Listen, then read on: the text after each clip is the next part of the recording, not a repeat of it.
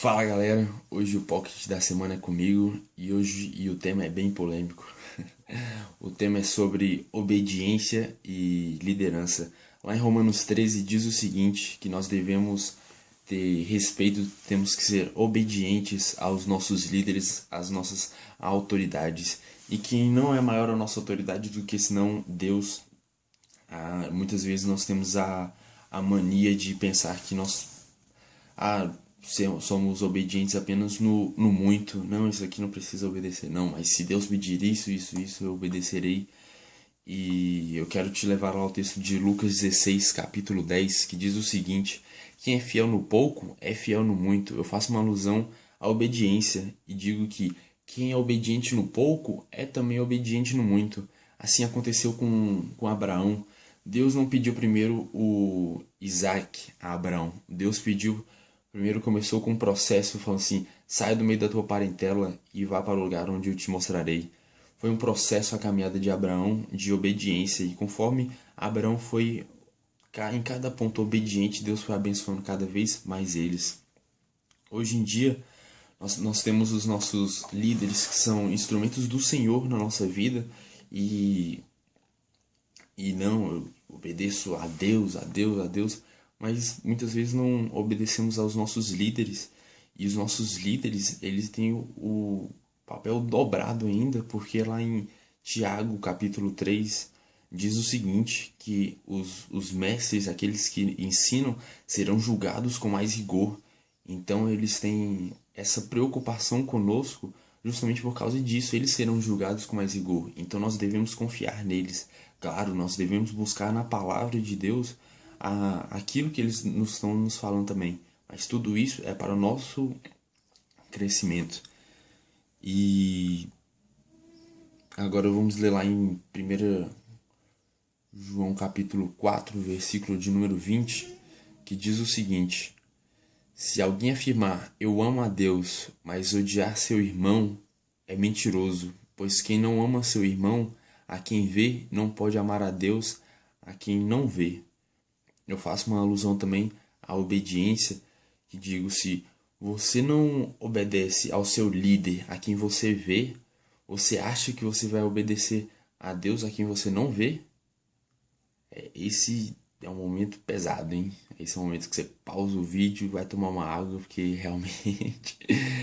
Mas vamos lá, vamos até o fim, tenho fé que vai dar certo até o final. E obedecer a quem não vemos, obedecer a Deus, é um sinal claro de fé. Pois já diz lá em Hebreus 11, capítulo 1, ora, a fé é a certeza daquilo que esperamos e prova das coisas que não vemos. Isso é fé. E obedecer a Deus é o sinal claro da nossa fé por Ele.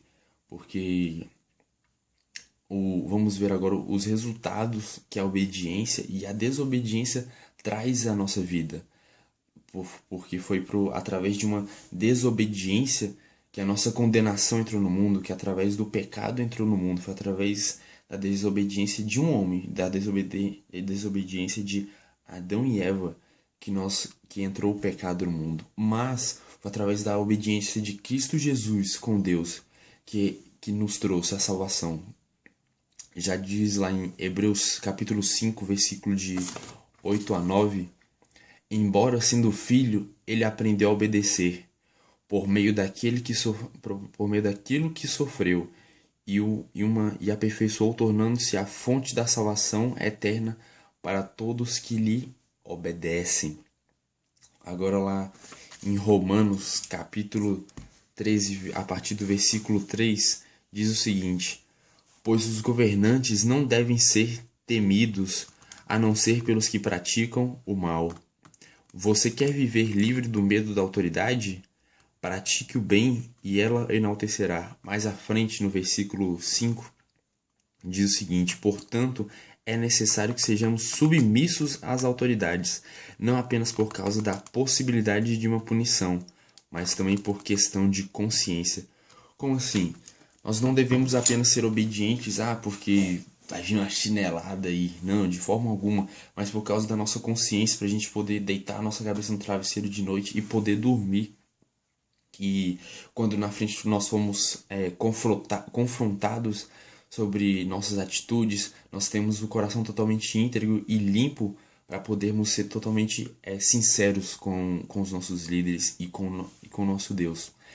E agora, para terminar, eu quero ler 2 textos com vocês, que está lá em 1 João, capítulo 5, versículo de número 3, que diz o seguinte: porque nisso consiste o amor de Deus, em obedecer aos seus mandamentos, e os seus mandamentos não são pesados.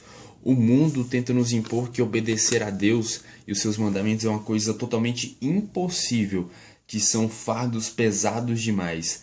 Mas te digo uma coisa, pesado é morrer na cruz por aquilo que você não merece, para salvar todos aqueles pecadores. Isso realmente é pesado.